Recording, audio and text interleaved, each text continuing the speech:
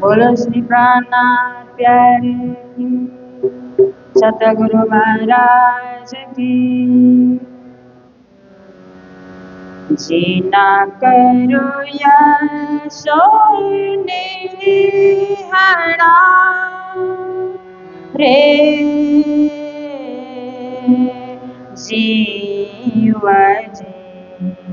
जीना करो या सोने हरा रे जीवा जी। जीना करो या सोने हरा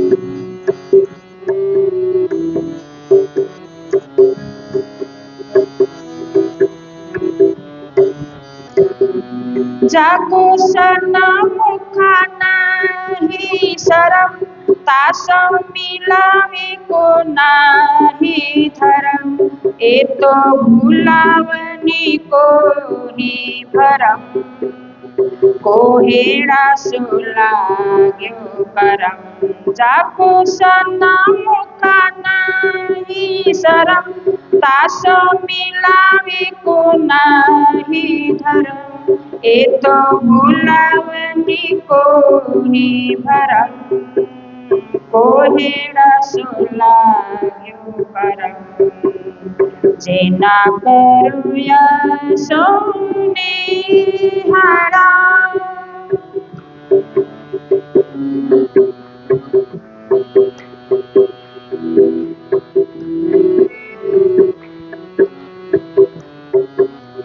नामई जाको प्रपंच दिन सबको मूला शरीरा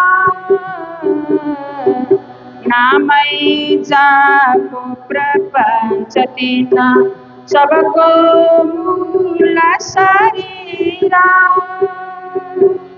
या बनते बाग बिस्तर जान भरिया मृग जल नीरा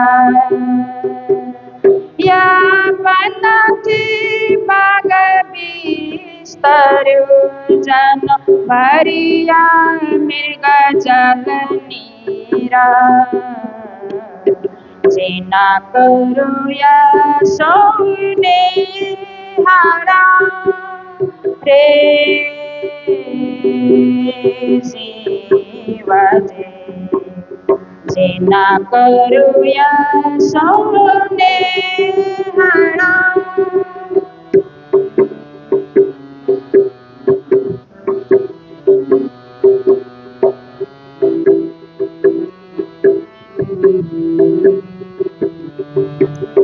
रे जीव शरीर मंदिर सुहमन चल देखुनी रे आवास रे जीव शरीर मंदिर सुहमन चल देखुनी रे आवास इनके भरोसे जे रहे निकस चले निराश इनके भरोसे जे रहे निकस चले निराश जीना करो या सोने हरा रे जीवा जी। जीना करो या सोने हरा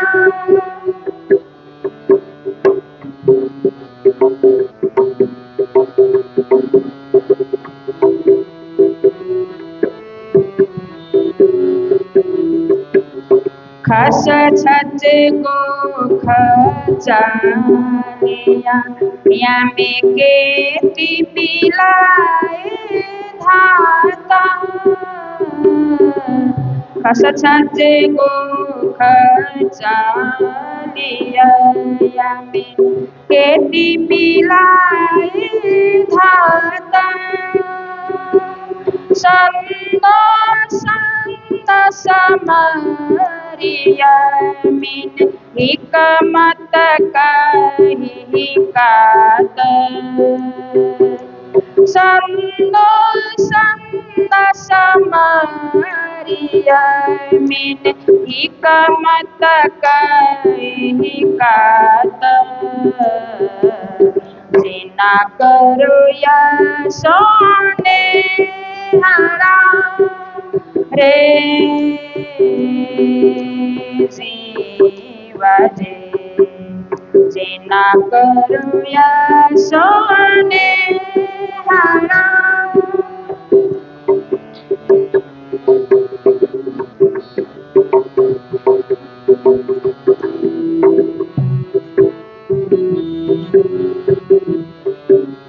मेहनत करे कतिया पर बिद बिद बादे बाता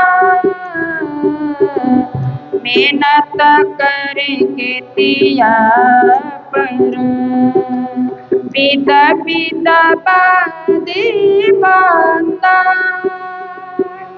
जानी सदन चाल एरच ऐस सनंदा जानी नहीं चाल एरच ऐस सनंदा जिना करो या सोने हरा रे जीवाजे जिना करो या सोने हरा। बोलो श्री प्राणनाथ प्यारे सतगुरु महाराज की। हाँ हस्ते थईने एनी बाटे हिड़बो पेशबो सुईना नाकामही आलन देवी रे भाई आकार ने झांप तो भैरव खाए झांप तो भैरव खाए। बोलो कृष्ण कन्हैया लाल की श्री निजानंद स्वामी की श्री प्राणनाथ प्यारे की महारानी बाईजुराज की महाराजा छत्रसाल की गुरुजी मंगलदास महाराज की श्री कृष्ण प्रणामी धर्म की तीनों पुरी धाम की सर्व सुंदर साध की ओतड़ दिसे रे अति घणो दोहेली प्रणाम। उपस्थित धर्म प्राण शिरोमणि सुंदर साथ जी, माताएं बहनें भाइयों, प्रातःकालीन बेला मंगल बेला मंगल अवसर मंगल क्षण मंगल जीवन देखिए। जब जब भी मंगल धाम का प्रवास करते हैं, देखिए एक होता है आवास, एक होता है प्रवास। जो परमानेंट रहते हैं वो तो आवास करते हैं, क्योंकि हम लोग मंगल धाम में परमानेंट है, जीवन पर्यंत, जीवन काल तक। और कुछ सुंदर साथ बखत बखत पे आते हैं, इसको प्रवास कहा जाता है। तो हम आवास करें या प्रवास करें, जितने देर हम यहाँ हैं हमारा जीवन मंगलमय बना रहेगा।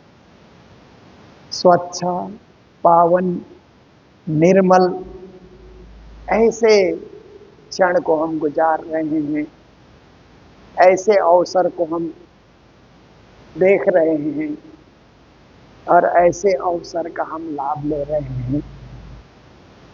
तो देखिए एक यात्रा होती है भव की यात्रा, दूसरी यात्रा होती है भाव की यात्रा, और तीसरी यात्रा होती है भक्ति की यात्रा। देखिए, भव की यात्रा क्या है? भव सागर की यात्रा, संसार की यात्रा हर कोई कर रहा है। जितने संसार में जीव है, संसार की यात्रा सब कोई कर रहे हैं। जब से उन्होंने यात्रा प्रारंभ की, जीव जंतु पशु प्राणी सब भव की यात्रा कर रहे हैं, क्योंकि संसार में उनको जन्म मिला, संसार में उनको जीना है, इसलिए भव की यात्रा करनी ही होगी। भूख लगती है, खाना ही पड़ेगा, नींद आती है, सोना ही पड़ेगा, और सृष्टि का विस्तार करना ही पड़ेगा।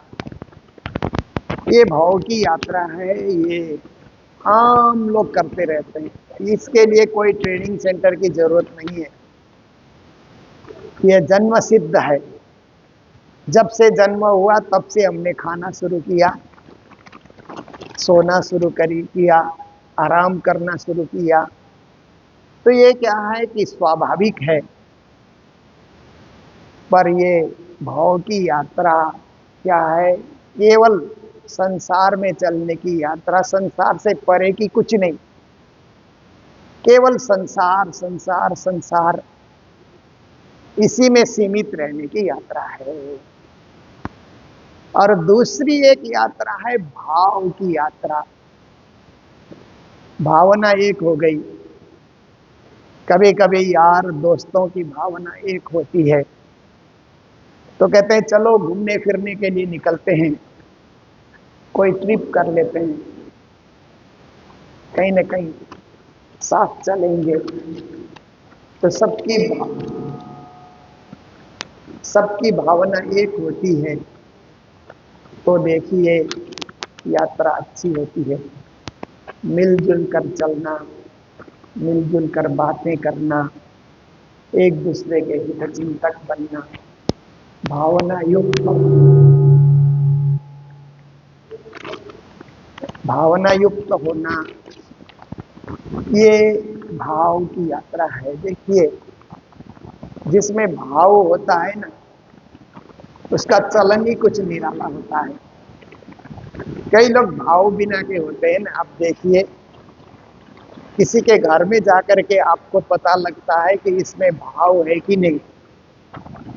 आप जाते ही फट फट फट पानी का गिलास ला करके रख दिया, जैसे होटल में काम करने वाले रख देते हैं ना, उनमें भाव नहीं होता है। अब कई होटल में रेस्टोरेंट में खाने के लिए जाइए, तो वहाँ के कार्यकर्ता पानी का गिलास फट फट फट फट फट रख देते हैं, कुछ देखते भी नहीं, कुछ करते भी नहीं, क्योंकि वो तो नौकरी कर रहे हैं। ऐसे ही कई घरों में लोगों का व्यवहार ऐसा होता है कि कोई आया तो पानी का गिलास रख दो, और कुछ लोग आते हैं तो पानी का गिलास ही लेकर के आते हैं, पर भाव युक्त होकर के चलते हुए भी पता लगता है, और प्रेम से लेकर के आएंगे, प्रेम से आपको देंगे। आप जब तक पानी पी रहे हैं प्रतीक्षा करते हैं, पानी पीने के बाद गिलास वापस लेंगे और हंसते हुए घर के अंदर प्रवेश करेंगे। देखिए भाव, इसको भाव की यात्रा कहा जाता है। भाव की यात्रा जल पिलाने में, भोजन कराने में। देखिए, अब मंदिरों में हम लोग जाते हैं, तो मंदिरों में जाने से मंदिर के कार्यकर्ता हंसते हुए खुशी से पिरोस रहे हैं, तो प्रसाद देने का आनंद कुछ निराला होता है। मंदिर का पुजारी भी प्रसाद बांट रहा है, भाव से बांट रहा है, चंदन भाव से लगा रहा है। देखिए, कई कई लोग चंदन लगाते हैं तो ऐसे ऐसे कर देते हैं, कोई बीच में चंदन बैठा कि इधर लगा दिया कि इधर लगा दिया, कुछ ठिकाना ही नहीं होता है ना। पर कुछ लोग करते हैं तो ध्यान से करते हैं कि चंदन लगाना है तो ललाट के बीच में लगाना चाहिए, ये ध्यान से चंदन लगा देते हैं। इसको भाव की यात्रा कहा जाता है। चलन में, बोली में भी कई लोग बोलते हैं तो ऐसे रुखी रुखी बातें करते हैं ना, शुष्क बोली, कुछ मिठास है नहीं। और कुछ लोग बोलते हैं तो बड़े मिठास से बोलते हैं। देखिए, प्रणाम बोलने में भी कई लोग फट से प्रणाम ऐसे बोल देते हैं, कई लोग प्रणाम थोड़ा सा लंबा खींच करके बोलते हैं, तो भाव भाव उसमें प्रवेश कर जाता है। तो भाव से जुड़ना ये क्या है कि जीवन का एक गुण है। ऐसे गुण हर कोई के पास नहीं होता है। कुछ लोग होते हैं जो गुण से भरे होते हैं और उनका गुण प्रकट होता है। देखिए, जो जिससे भरा हुआ होता है ना, वो प्रकट होता ही होता है। कितना ही उसको छुपाने के लिए कोशिश करे, वो प्रकट होता ही होता है। कोई गुस्से से भरा हुआ है तो गुस्सा प्रकट उसका होगा ही होगा। कोई लोभ से भरा हुआ है, उसका लोभ प्रकट होता है। और कोई भाव से भरा हुआ है, उसका भाव भी बखत बखत पे प्रकट होता ही है। तो हम भाव की यात्रा करें। भाव की यात्रा ये तो निम्न कोटि की यात्रा है। भाव की यात्रा तो स्वतः हो रही है, पर भाव की यात्रा को भाव की यात्रा बना करके, जरा कीमती बना करके, अर्थपूर्ण बना करके हम लोग यात्रा करें। पर श्री प्राणनाथ जी महाराज हमें बता रहे हैं, भाव से भी जरा एक कदम आगे बढ़ करके भक्ति की यात्रा कीजिए। आप जैसे आप मंगल धाम आए हैं तो घर से ही मंगल धाम जाएंगे खुशी लेकर के, एक प्रसन्नता को लेकर के कि गुरु जी के चरणों में जा रहे हैं। जब तक गुरु महाराज मौजूद थे तो उनके प्रत्यक्ष दर्शन होते थे। अब मंगल धाम के परिसर में हम प्रवेश करते हैं, मंगल धाम के गेट में प्रवेश करते हैं, तो एक आनंद, एक गुरु चरणों में पहुंचने का एक सुख, आत्मा की तार परमात्मा से जुड़ने का एक आनंद, एक अलग से।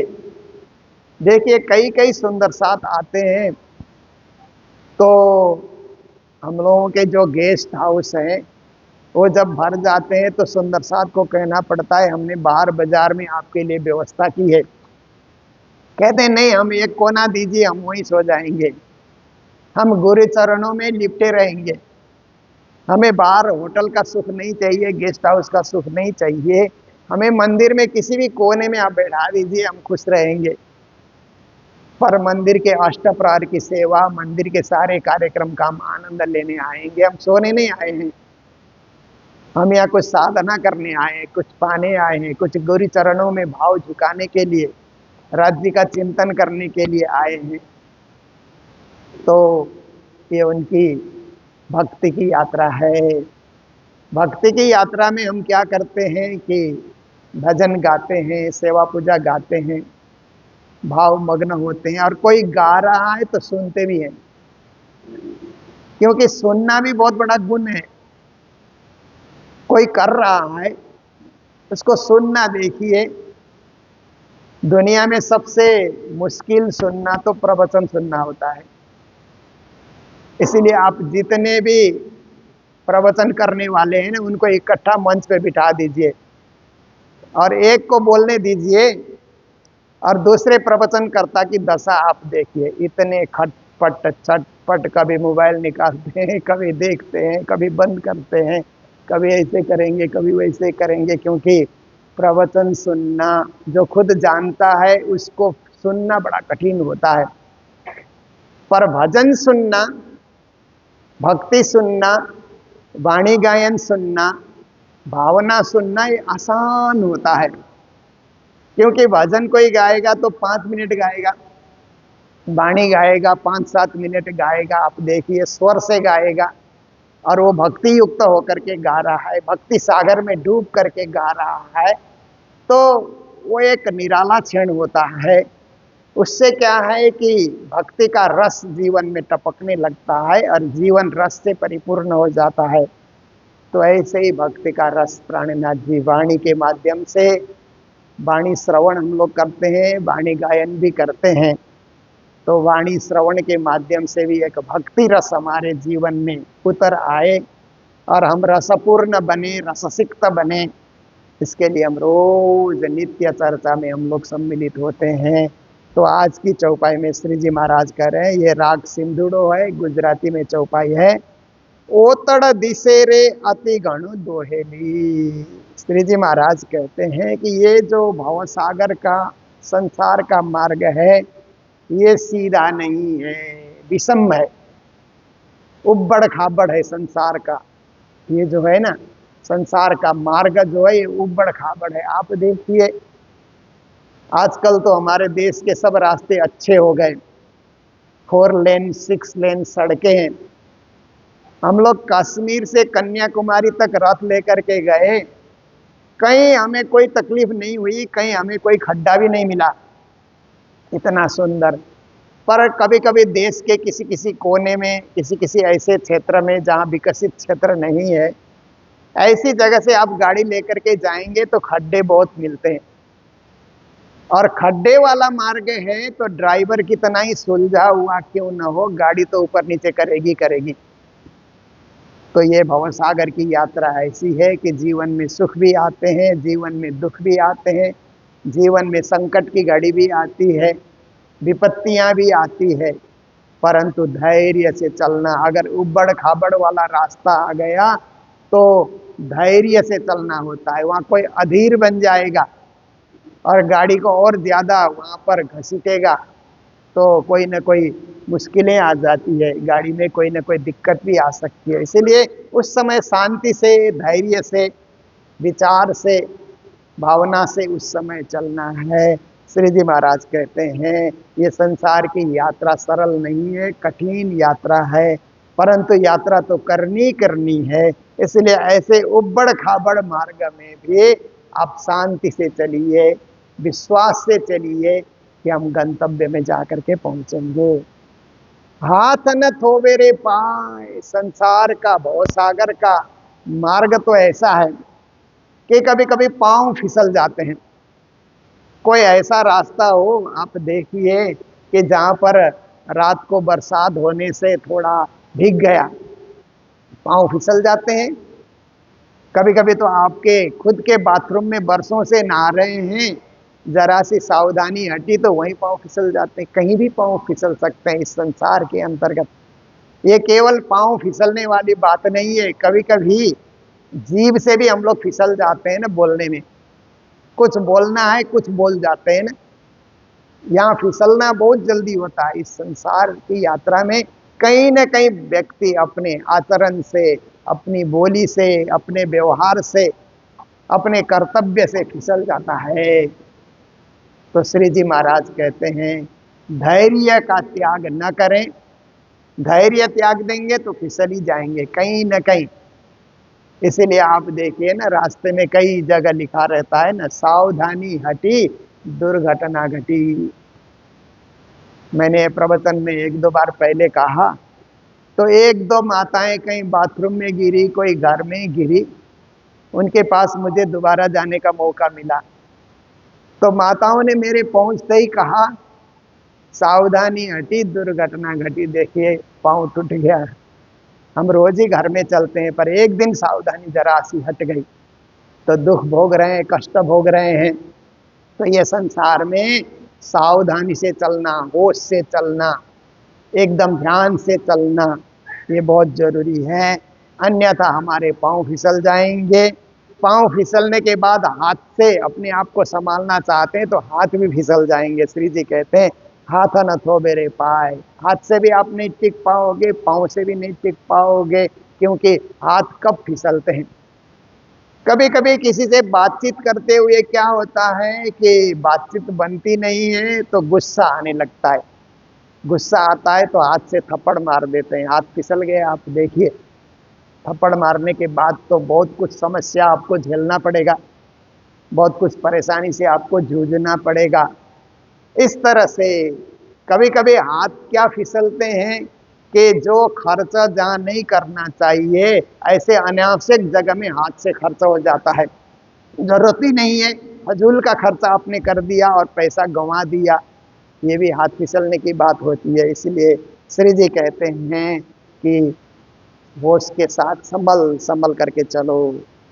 काम नहीं रे यहाँ कायर तणु, ये संसार की यात्रा कायर होकर के कोई पूर्ण नहीं कर सकता है सूरवीर। क्योंकि कायर लोग तो डरते रहते हैं ना। कई कई लोग बोलते हैं कि हम अकेले घर में नहीं रह सकते, डर लगता है, वो कायरपन है, अकेले यात्रा नहीं कर सकते, कोई साथ में चाहिए।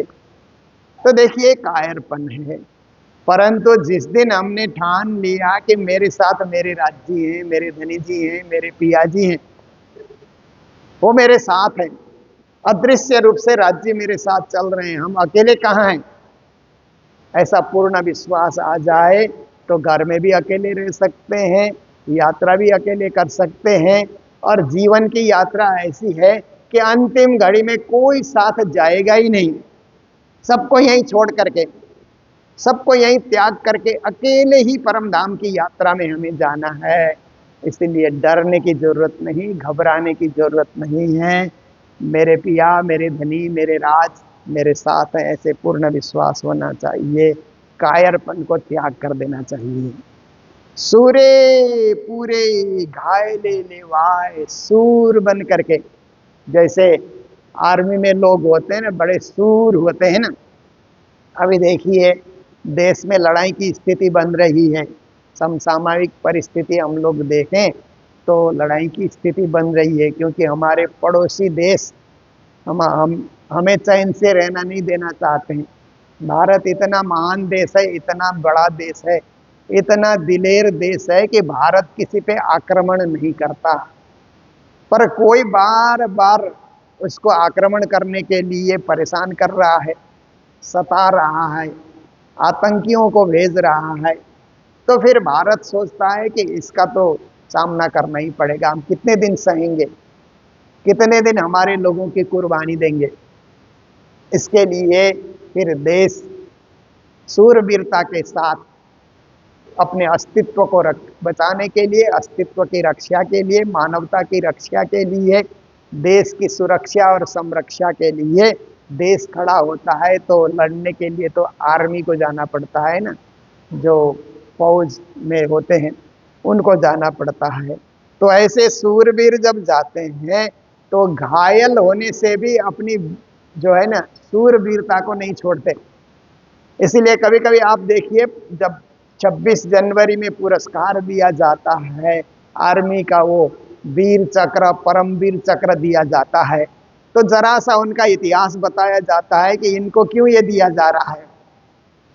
घायल हो गए, फिर भी प्राण रहने तक शत्रु के साथ लड़ते रहे देश की रक्षा के लिए। ऐसे ही धर्म की रक्षा के लिए भी हमें प्राण जाने तक भी लड़ते रहना होगा।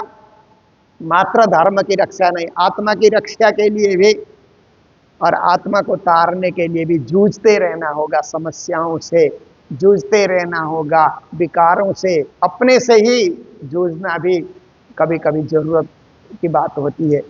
औरों से तो हम जूझते ही हैं, जो हमारी जो है भक्ति में जो बाधाएं डालते हैं, हमारे मार्ग में जो कांटे डालते हैं, उनसे तो जूझना ही जूझना पड़ता है। क्योंकि मेरे मार्ग में किसी ने कांटा डाला करके हम शांति से बैठेंगे तो कांटे के ऊपर कितने दिन चलेंगे? आज भी चुभेगा, कल भी चुभेगा, परसों भी चुभेगा, रोज भी चुभता रहेगा। इसीलिए कांटों को तो हटाना ही पड़ेगा, आपको समस्याओं को हटाना ही पड़ेगा, विघ्नों को हटाना ही पड़ेगा, विपरीत परिस्थितियों को आपको झेलना ही पड़ेगा। तो आप सूर होकर के, धैर्यवान होकर के, घायल चोट खाना पड़े तो भी खाइए, परंतु लक्ष्य को न छोड़िए, ऐसा श्री जी महाराज हमें आदेश दे रहे हैं। सागर ना पंथ रे बीजा जो ने पाधरा। देखिए भव सागर का जो मार्ग है वो तो सीधा मार्ग है, उसमें कठिनाइयां नहीं है। जैसे श्री जी महाराज ने एक जगह वाणी में ऐसा कहा कि क्या बोल कहिए कायर जो गए पूर में रल्ला, सामे सूर चढ़ा हुए सो कैसी मोजल बल्ला। गुरु जी महाराज ये चौपाई को अपने प्रवचनों में बार बार उच्चारण करते थे। उसकी क्या महिमा की जाए जो पानी बहने के साथ साथ बहते जा रहा है। पानी बहने के विपरीत दिशा में कोई जाए तो उसको सूर कहा जाएगा, उसको वीर कहा जाएगा, उसको सक्षम कहा जाएगा। जल के साथ बहने वाले तो हजारों बहते चले जा रहे हैं, क्योंकि लहर जिधर चल रही है उधर बहना ये बड़ी बात नहीं है। लहरों के विपरीत यात्रा करना, देखिए भवसागर में जो बहे जा रहे हैं वैसे भी आप कर रहे हैं। लोग जैसे जीवन जी रहे हैं आप भी उसी तरह जी रहे हैं, कोई पुरुषार्थ आपने नहीं किया। लोगों के जीवन जीने के विपरीत आप राज्य को याद करते हुए, राज्य की भक्ति करते हुए, त्याग करते हुए, तपस्या करते हुए, साधना करते हुए आप जीवन जी रहे हैं, तो ही आप पुरुषार्थी हैं, तो ही आप महान हैं। इसलिए उसको बलशाली न कहो जो सागर में रल मिल गया, बलशाली उसको कहो कि सागर की जो है ना लहरों के विपरीत होकर के उसने उस यात्रा को पार किया, पूर्ण किया। तो माया की लहरें तो हमारे साथ चल ही रही हैं, माया की लहरों के साथ हमें नहीं बहना है। माया की लहरों के विपरीत चाल चल करके राज्य की भक्ति करके परम पद और परम धाम को पाना है। तो कहते हैं कि चाले चाले उतरता जाए। देखिए नीचे उतरना आसान होता है ना, कहीं कहीं आप देखिए कि सीढ़ी चढ़ना बहुत कठिन होता है। एक समय की बात है कि हम लोग गुरुजी धाम पधारे, तो हम लोगों ने निश्चय किया कि तीनोंपुरी धाम में गुरुजी के नाम से भंडारा दे करके आए। तो यहाँ से माताजी प्रभावती बाई, हमारे हिमकर महाराज और सदानंद जी महाराज, राधिका दास जी महाराज, किशन दास जी महाराज, मैं और भी हम लोग 25-30 सुंदर साथ जो गुरुजी के उस समय अत्यंत निकट के सुंदर साथ थे, हम लोगों ने यहाँ से नौतनपुरी की यात्रा की। तो आचार्य धर्मदास जी महाराज वहाँ पर विराजे हुए थे, तो वहाँ पर अच्छा गुरुजी के नाम से हम लोगों ने भंडारा, बहुत बढ़िया भंडारा वहाँ पर हुआ। और आचार्य महाराज श्री ने हम सबको वो टोपी, लाल टोपी पहना करके उन्होंने बड़ा हम लोगों को स्नेह भी दिया कि अब गुरुजी नहीं रहे तो आप लोग अच्छा से चलाइए सभी संस्थाओं को और एक दूसरे से मिल करके चलाइए, ऐसे उन्होंने आशीर्वाद दिया। तो हमारे कुछ सुंदर साथ कहने लगे कि पास में वो जो जूनागढ़ है, गिरनार पर्वत है और द्वारिकापुरी है, नौतनपुरी आए हैं तो वो भी चक्कर हम लोग लगा लें, घूम लें। तो हम लोगों ने कहा ठीक है चलते हैं। तो जब जूनागढ़ गए तो गिरनार पर्वत चढ़ने के लिए हम लोग तैयार हुए सुबह सुबह, और गिरनार हम लोग चढ़ने लगे तो 10,000 सीढ़ी वहां चढ़ने के लिए। पहले तो देखा हम लोग पहाड़ी आदमी हैं, कालिम्पोंग में रहते हैं, कहाँ हम लोग थकेंगे, ऐसा सोच करके 1 घंटा तो फटाफट फटाफट फटाफट सीढ़ी चढ़ते हुए हम लोग गए। 1000 सीढ़ी चढ़े, 2000, 3000, जब 5000 सीढ़ी चढ़े तो पूरा शरीर थक गया, पाँव भी थक गए, पाँव आगे सीढ़ी के लिए पाँव आगे बढ़ता ही नहीं है, ऐसा लगता है यहीं बैठे रहें। फिर भी हम लोगों ने लक्ष्य तो लिया है कि गिरनार की चोटी में जाना है, जहाँ श्री कृष्ण जी चढ़े थे और छलांग मार करके द्वारिका गए थे, ऐसी कथा आती है भागवत में। तो हम लोग 3.5 घंटे में 10,000 सीढ़ी चढ़ करके गिरनार पर्वत के टप पे हम लोग पहुँचे, और वहाँ हम लोगों ने साथ में जो जलपान लिया था वो ग्रहण किया। तो चढ़ने में बड़ी कठिनाई हुई, पर जब हम उतरे तो 2.5 घंटे में हम लोग उतर गए। देखिए उतरना बड़ा आसान था, फट फट फट फट फट फट हम लोग सीढ़ी उतर गए, नीचे आ गए। चढ़ने में इतना वक्त लगा। तो श्री प्राणनाथ जी महाराज यही हमें बता रहे हैं, चाले चाले उतरता जाए। आप परम धाम की यात्रा में चलेंगे ना तो वक्त लगेगा, क्योंकि आपको पृथ्वी लोक, पितृलोक, फिर ये स्वर्ग लोक, वैकुंठ लोक, ये सब लोकालोक पार करते हुए, ऐसे तो सुरता जा रही है, परंतु ज्ञान खंडों को पार करते करते करते करते क्षर अक्षर अक्षरातीत में आपको जाना है, तो वक्त लग सकता है और आपकी यात्रा कठिन भी हो सकती है।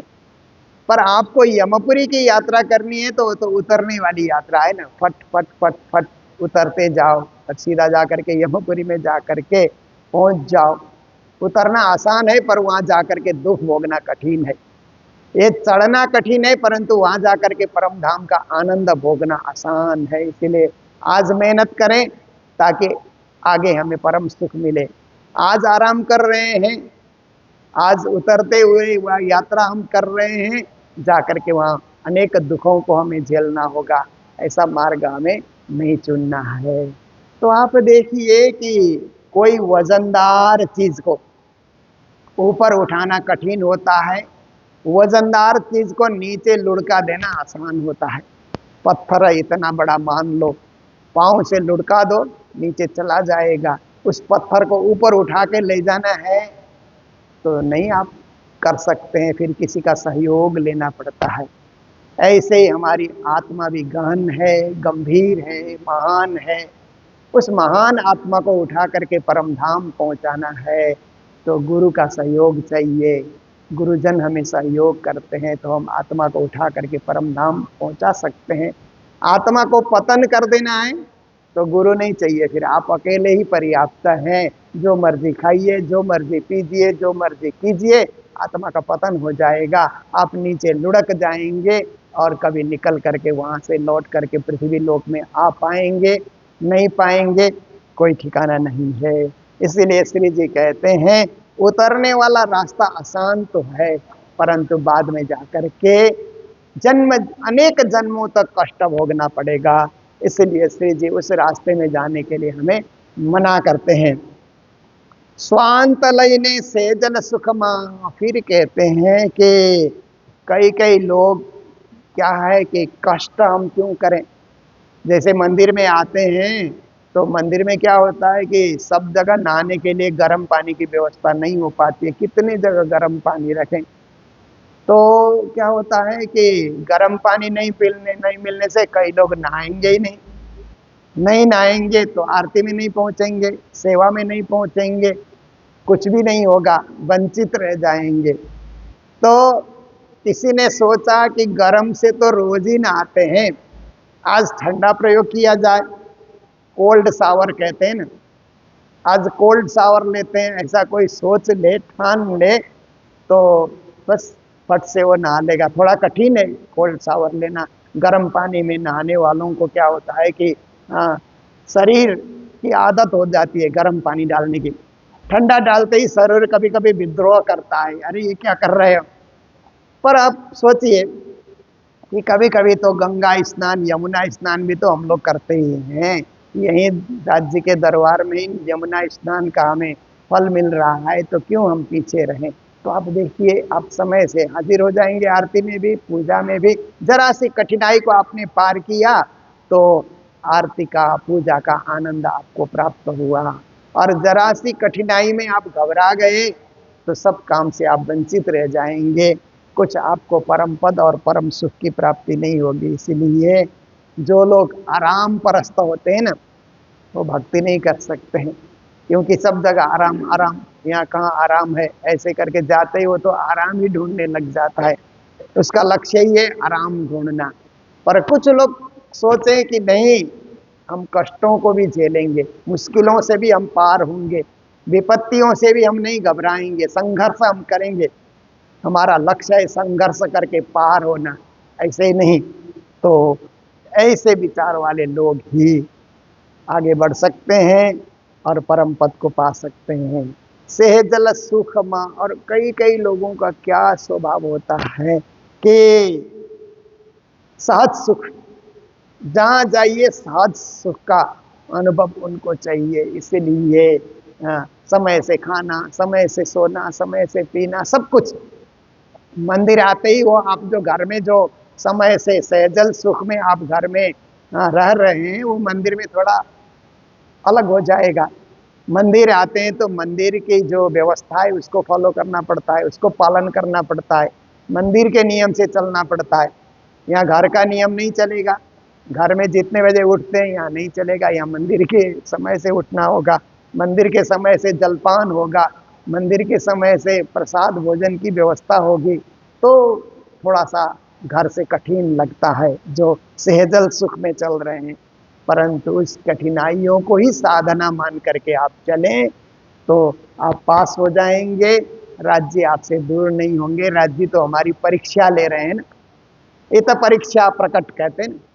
राज्य तो हमारे पग पग में परीक्षा ले रहे हैं कि हम कितना घबरा जाते हैं। नहीं घबराते हैं तो परीक्षा में पास हो जाते हैं। तो कहते हैं प्रगल जाए रे प्रवाहे, इसीलिए प्रवाह, प्रवाह एक प्रणामी समाज में एक शब्द है ना, प्रवाही, ऐसा हम लोग कहते हैं ना। जो कंठी धारण नहीं किया है, निज नाम नहीं लिया है, ऐसा कोई दिखलाई दे तो ये प्रवाही है, ऐसा करके हम कहते हैं। ये प्रवाही शब्द प्रवाह शब्द से बना है।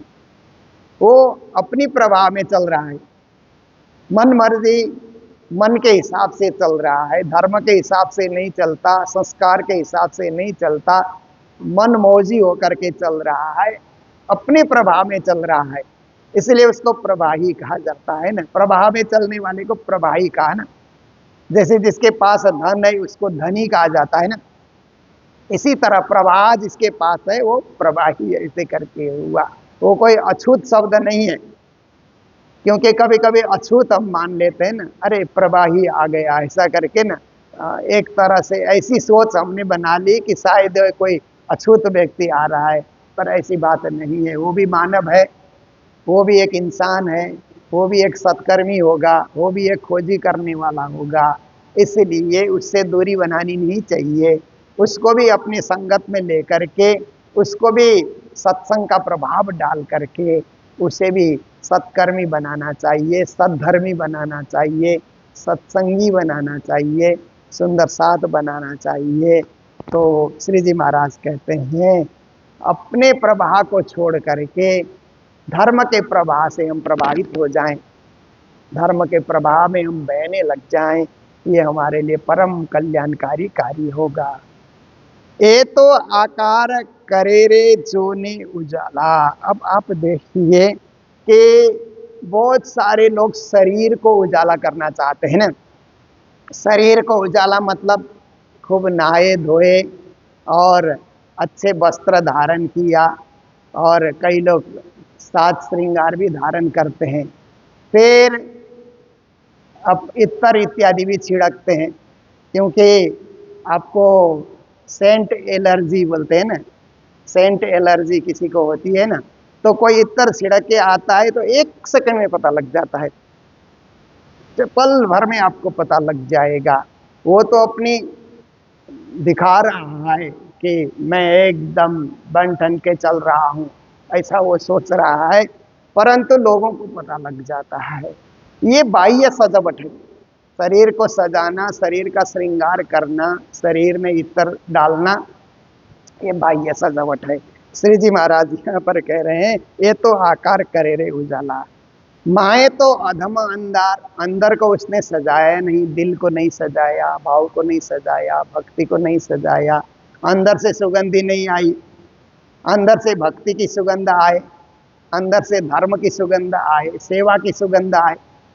देखिए कई लोग सेवा करते हैं ना, तो उस सेवा की सुगंध निराली होती है। जैसे हमारे भोजन वितरण में, भोजन व्यवस्था में जो सुंदर साथ लगे हुए हैं, वो जब भोजन वितरण करते हैं तो वही सेवा की सुगंधी दिखलाई देती है ना। कई लोग सुबह सुबह मंदिर के चारों तरफ झाड़ू लगाते हुए दिखते हैं, सेवा की सुगंधी वहां दिख जाती है। और देखिए आपकी भक्ति की सुगंधी तब दिखती है कि सुबह सुबह आप प्रभाती गा रहे हैं, प्रेम से मंदिर में बैठ करके प्रभाती गा रहे हैं, तो आपके भक्ति की सुगंधी दिखलाई देती है। तो श्री जी महाराज कहते हैं अंदर को सजाओ। तभी उन्होंने वाणी में कहा अंदर नाही निर्मला, फेर फेर नहावे बाहर, कर देखावे कोट बेर तोहे ना मिलो कर तारा। आपने अंदर को नहीं सजाया, मन चित्त बुद्धि को नहीं सजाया, आत्मा को नहीं सजाया, तो बाहर के सजावट से कुछ नहीं होने वाला है। राज्य आते हैं ना, तो राज्य की दृष्टि एक्सरे करने की तरह है। एक्सरे मशीन में आप जाएंगे ना, तो आपके अंदर की फोटो खींची जाती है ना एक्सरे में, आपकी हड्डी कैसी है, या अंदर जो मशीनरी है। आजकल तो एक्सरे में और भी कई कई मशीनें आ गई ना, कि आपके पेट के अंदर क्या बीमारी है, दिमाग के लिए अलग से अब सिटी स्कैन बोलते हैं, वो भी एक्सरे मशीन की एक अलग अलग कोटि आप समझ लीजिए। तो आपके अंदर क्या हलचल हो रहा है, क्या सही है क्या गलत है, उस मशीन से पता लग जाता है। फोटो खींचने वाली मशीन, फोटो खींचने वाले कैमरा देखिए ना, कैमरे से केवल आपका शरीर कैसा है, चेहरा कैसा है, इतना ही आप देख सकते हैं, पर एक्सरे से आपके अंदर क्या है वो आप देख सकते हैं। तो राजी महाराज की दृष्टि फोटो खींचने वाली कैमरा की तरह नहीं है, राज्य की दृष्टि तो एक्सरे मशीन की तरह दृष्टि है। वो सीधा अंदर ही देखते हैं, बाहर सजावट को राज्य महाराज नहीं देखते हैं। इसीलिए मंदिर में आते हुए कहा जाता है ना, साज श्रृंगार की क्या जरूरत है। मंदिर में शादी ब्याह में साज श्रृंगार करके जाना चाहिए, क्योंकि वहां उसकी महिमा है। शादी में आप एकदम सीधे साधे होकर के गए ना तो आपको कोई देगा भी नहीं, पूछेगा भी नहीं। वहां आप बढ़िया से खूब पहन करके आप जाइए तो आपकी कीमत वहां पर मानी जाएगी, क्योंकि वहां उसी का मूल्य किया जाता है। पर मंदिर में मूल्य किया जाता है सादगी का, समर्पण का, स्वच्छता का, निर्मल हृदय, निर्मल वचन, निर्मल भाव, ये सब चीज़ों का महत्व होता है। इसलिए श्री जी महाराज कहते हैं कि अंदर को उजाला करो, अंदर को प्रकाश करो, अंदर के अंधकार को मिटा दो। खाए ने पिए रे सेज्या सुख भोगवे, कहते हैं खाना पीना और सोना ये जीवन का कोई लक्ष्य और पुरुषार्थ नहीं है, ये तो सब कोई करते हैं। खाना क्या है, ठीक है, शरीर को बचाने के लिए खाना चाहिए, परंतु खाना ही हमारा लक्ष्य नहीं है ना। हमारा लक्ष्य है पढ़ना लिखना, ज्ञानी बनना, पुरुषार्थी बनना, खूब धन कमाना, खूब मान कमाना, धन कमा करके राज्य की सेवा करें, ऐसे हमारा विचार होना चाहिए। श्री जी कहते हैं खाए ने पिए रे सेज्या सुख भोगवे, जो खाता है पीता है और बिस्तर में पड़ा रहता है, सोने को आराम समझता है। कई कई लोग क्या है कि दिन में ही बिस्तर पकड़ लेते हैं ना। अब देखिए थोड़ा खा लेते हैं ना तो ज्यादा खा लिया, अब आराम करते, अरे ज्यादा क्यों खाया भाई तुमने, कम खाओ ना, थोड़ा सा 2 ग्रास कम खाओ तो सोना नहीं पड़ेगा। पर आप देखिए कि आप कोई कंपनी में नौकरी कर रहे हैं तो खाने के बाद सोने को थोड़े मिलेगा।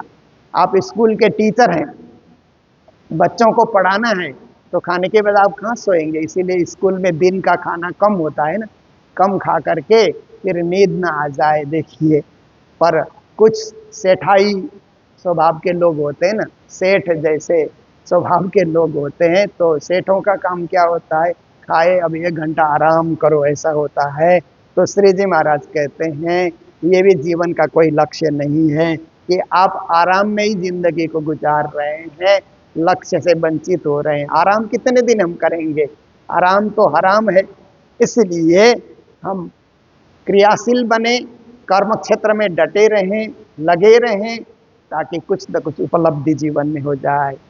एनी बाटे चालता करार, देखिए एक मार्ग है क्या, आराम से चलना, धीरे धीरे चलना और गंतव्य की ओर आगे बढ़ना। एक तीव्रता से चलना, तेजी से चलना, लक्ष्य को लेकर के चलना, होश के साथ चलना, और हम किसी किसी गंतव्य में हम पहुंच करके ही हम आराम करेंगे, ऐसा सोच करके नीति से चलना, नियम से चलना, विचारों से चलना, भावना से चलना, भक्ति से चलना, ऐसे एक मार्ग है। श्री प्राणनाथ जी महाराज हमें उसी मार्ग में चलने की प्रेरणा दे रहे हैं। इसीलिए कहते हैं इत परीक्षा प्रकट, हमारी प्रकट परीक्षा है, उठावे अपना भार। उस दिशा में चलने वाले को अपना भार खुद ही उठाना चाहिए। देखिए आजकल क्या हो गया कि जो बैग और ये अटैची वगैरह आजकल जो मिलते हैं ना, उनमें पहले 2-2 पहिए होते थे, तो घसीट करके हम लोग एयरपोर्ट में, रेलवे स्टेशन में घसीट के चलते थे।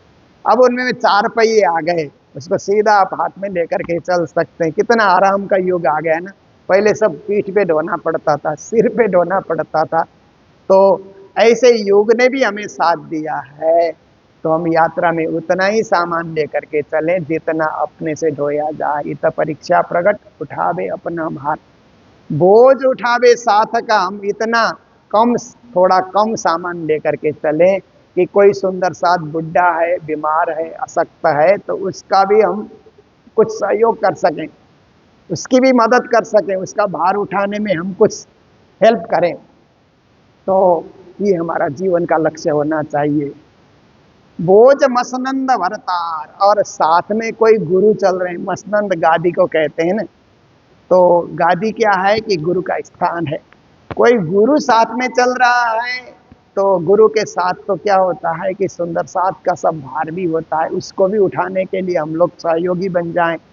तो श्री प्राणनाथ जी महाराज ने कहा, ये तो परीक्षा प्रकट उठावे अपना भार, बोझ उठावे साथ का बोझ मसनंद भरतार। ए पातशाही दिन की सो तो गरीबी से होए, और स्वांत तसव्वुरी बिना कबहु न पावे पोए। ये धर्म का राज्य है, ये धर्म की समझ है, धर्म की सोच है। धर्म में ही ऐसा सोचा जाता है। धर्म नहीं है तो कोई किसी की मदद करता ही नहीं। हमारे में धर्म है, इसीलिए किसी की मदद के लिए हम खड़े हो जाते हैं। तो कहते हैं ये पातशाही दिन है कि सो तो स्वांत सबूरी से होए।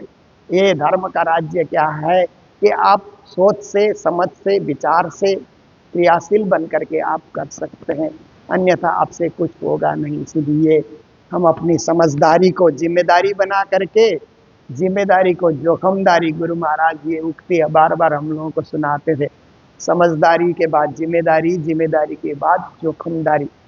क्योंकि गुरु जी के समय में कई बच्चे आए, कई स्टूडेंट आए, मेरे देखते भी कई आए, कई चले गए। तो गुरु महाराज कहते थे कि समझदारी जिसमें हो ना, उसको एक बार बोल दिया जाए रोज काम करता है, ना समझ को रोज बताना पड़ता है। आज भी ये करो, कल भी ये करो, परसों भी ये करो। जैसे समझदार विद्यार्थी आ गए तो एक बार कहो कि जहाँ भी गंदगी देखे तुम उठा के डस्टबिन में डाल देना, समझदार करने लग जाता है। ना समझ होगा तो आज भी उठाओ, कल भी उठाओ, परसों भी उठाओ, तो ये चलते रहता है। तो गुरु महाराज कहते थे समझदारी सब में आनी चाहिए। फिर जिम्मेदारी, हम जहाँ हैं, जिस जगह हम हैं, हमारी कुछ जिम्मेदारियां हैं ना, गैर जिम्मेदार हम नहीं हैं। कोई ना कोई जिम्मेदारी हम ढो करके चल रहे हैं, और जिम्मेदारी ढोने में जोखमदारी भी है। उसको बचा करके, उस जोखिम को बचा करके हमें आगे बढ़ना है जीवन में। तो आज के दिन हम लोग गुरु महाराज को बहुत बहुत याद करेंगे, क्योंकि आज से 41 साल पहले, ऐसे तारीख के हिसाब से 1 मई को, और तिथि के हिसाब से बैसाख शुक्ल पक्ष द्वादशी को गुरु महाराज धाम पधारे। क्योंकि गुरु महाराज का जीवन एक निश्चल बहती नदी के समान पावन और पवित्र उनका जीवन था। हजारों लाखों का उन्होंने हित किया, परम धाम का मार्ग बताया, और परम धाम से जोड़ा सबको गुरु महाराज ने। और ये जीवन तो एक कालखंड में विभाजित होता है। हर कोई महापुरुष आते हैं तो एक कालखंड में आते हैं। सदगुरु आए एक कालखंड में, महामति प्राणनाथ आए, छत्रसाल जी रहे, अनेक परमहंस गुरु रहे एक कालखंड में। इसी तरह गुरु महाराज भी इस कालखंड में हम सबको शिक्षा देने के लिए आए। इस पूर्वोत्तर क्षेत्र को ज्ञान के प्रकाश से प्रकाशित करने के लिए गुरु महाराज का पदार्पण हुआ। वो भी राज्य ने इशारा किया, तुम पूर्व जाओ। गुरु जी तो पश्चिम की ओर ही तीर्थों में ही थे, तीर्थों की यात्रा में ही थे, परंतु उनको राज्य का इशारा मिला कि कई आत्माएं पूर्व में जागने के लिए प्रतीक्षा कर रही हैं, तुम वहां पहुंचो। तो गुरु महाराज कालिम्पोंग आए। 45 साल तक गुरु महाराज कालिम्पोंग में रहे, बल्कि उससे भी ज्यादा। 1936 में ही गुरु जी कालिम्पोंग आ गए थे। 4 साल तो उन्होंने इच्छे श्री कृष्ण प्रणामी मंदिर में गुजारा। उन्होंने वहाँ के विकास के लिए वहाँ से प्रचार प्रसार करते रहे। फिर उनके मन में विचार आया कि क्यों न बाजार में ही मंदिर स्थापित कर दिया जाए, ताकि आने वाले सुंदर साथ को सुविधा हो। बस से उतरे, गाड़ी से उतरे, और वहीं पे मंदिर है, वहीं रहो, खाओ पियो, भजन भक्ति करो, सेवा सुमिरन करो। बाजार का मंदिर बनाया।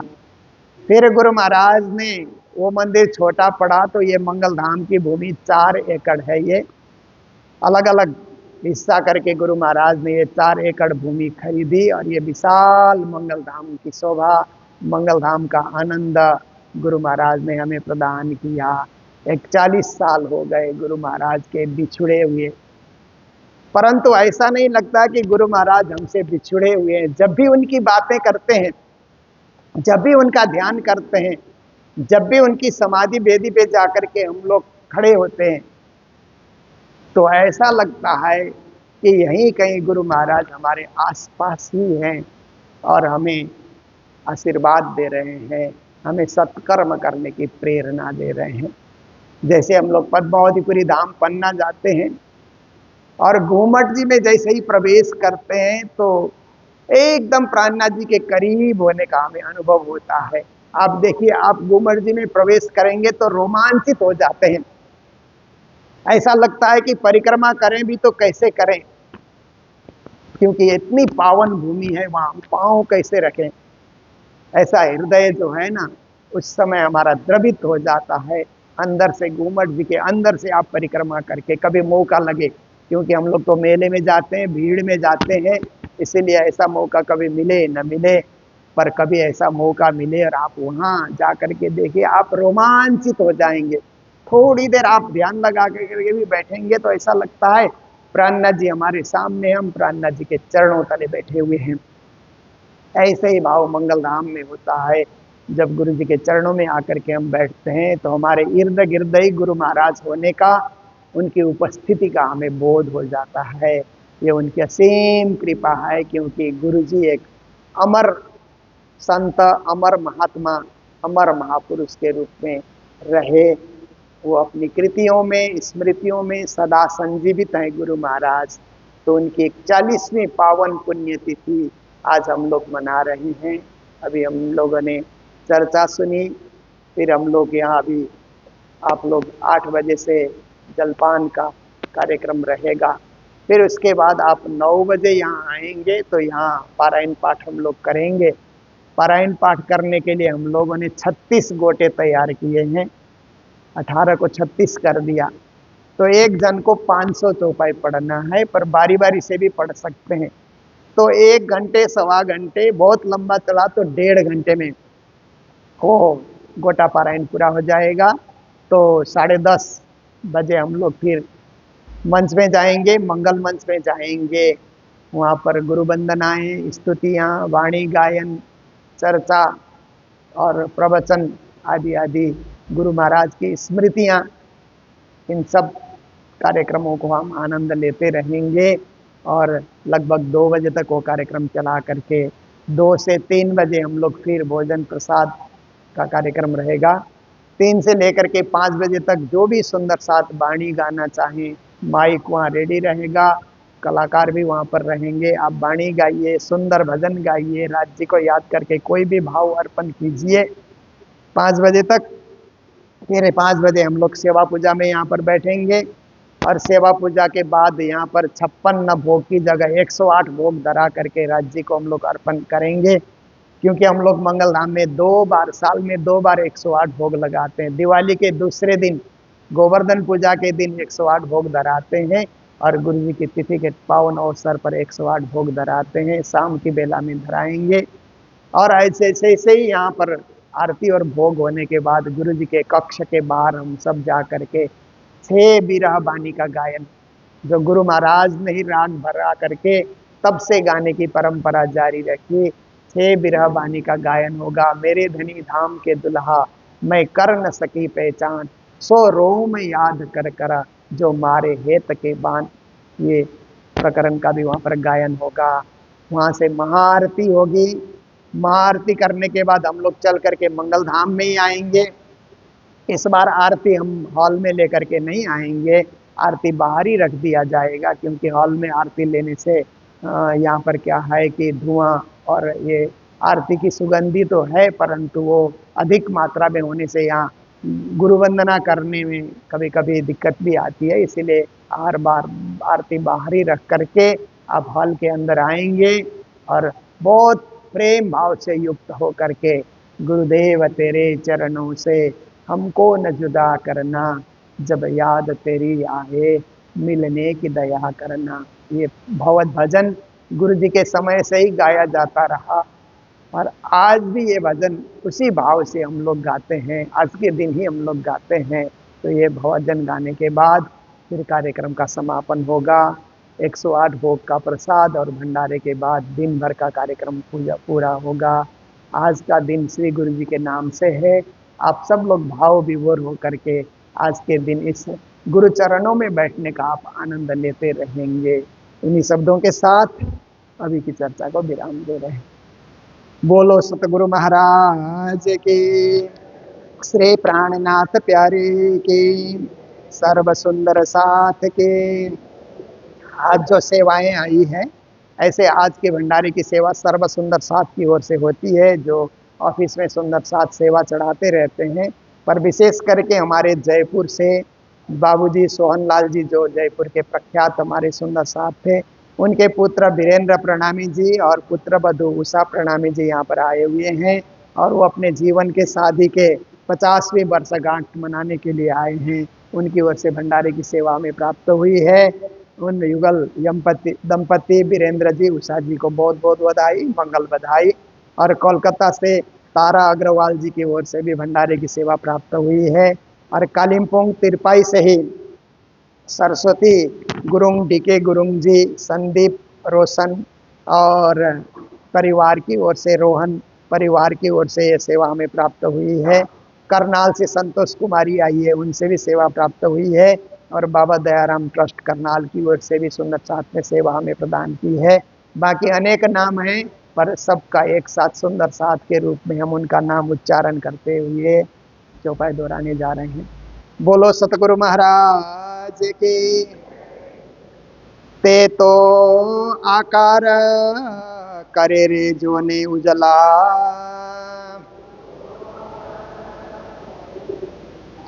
माहे तो अधमा अंधार, खाए ने पिए रे सेज्या सुख भोगवे,